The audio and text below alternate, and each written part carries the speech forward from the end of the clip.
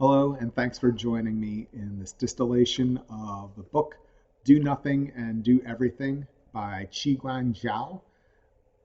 This is about why I'm doing distillations on Taoism and this book in particular. Before we start, please hit pause and click the subscribe button and like if you want more content on Taoism, Buddhism, Western philosophy, and meditation.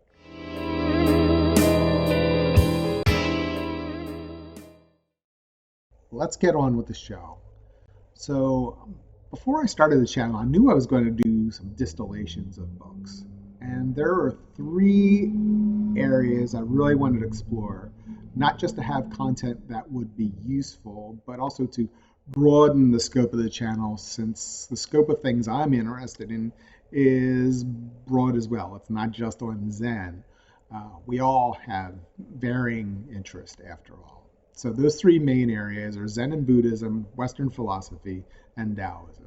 So for Zen and Buddhism, at least the meditative aspect of Zen, I practice daily and have been off and on with Vipassana Buddhism for over 20 years.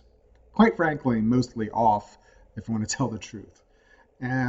Western philosophy is something I've already had some familiarity with. I am a Westerner and I have a liberal arts education, so it's kind of in my bones, although I only have a foundational knowledge of it, quite frankly. But the third leg of that trick, Taoism, is a little bit less easy for me to grasp. I have had a fascination with it since reading the Te Tao Ching, or De Tao Ching. At least that's how my copy of it is called from the Modern Library. I know we'll probably just call it the Tao Te Ching moving forward, though. I was fascinated by the language and the mystery of it. Life seemed to flow through the book, and it's almost magical in nature when I read it. I've read other Taoist texts, but nothing was quite like the Tao Te Ching. Now, one thing it has in common with Western philosophy is that it's short on answers. Most of the time, you have to figure those out for yourself. And I recall when I was early in my exploration of Taoism, I was using the Taoism boards on Usenet, I don't know if it's even around anymore, to try to find some guidance.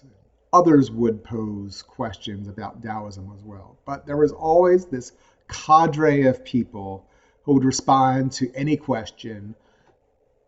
Every single question would be like, the Tao that can be named is not the Tao, and that was it. So first of all, duh. Secondly, it's not useful. And third, those people are just bleep holes for giving that as an answer. I had to judge them, and quite frankly, I was probably right. These guys were just probably early day internet trolls. What I'm getting to is that understanding Taoism isn't something that just comes easily to me. And I suspect that part of it is simply cultural. I am an Occidental, and part of it is simply the language.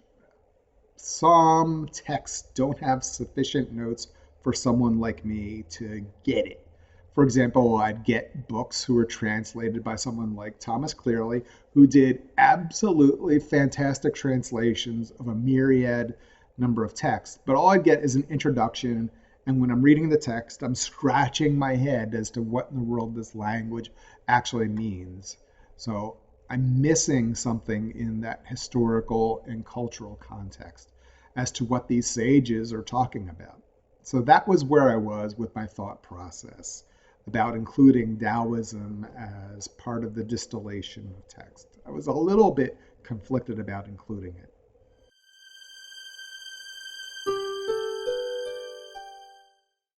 And then along came Do Nothing and Do Everything by Qiguang Zhao. I got it at a library and something clicked with me. I immediately had to get it from Amazon. It's like, okay, bam. In some respect, what attracted to me it was that which attracted me to cicadas. Zen training. It was written by someone who was immersed in Chinese culture. He was born in Shanghai in 1948, and he got his undergrad degree in China before coming to the US, where he got his PhD. He taught at Carleton College for a number of years, where he became a favorite professor by many people. He started the Chinese program there, but he wasn't just involved in the US. He had a TV program in China on Taoism, actually. So he had his feet in both cultures, and he was able to bring an understanding of Western thought and how to explain to a Westerner so they get it.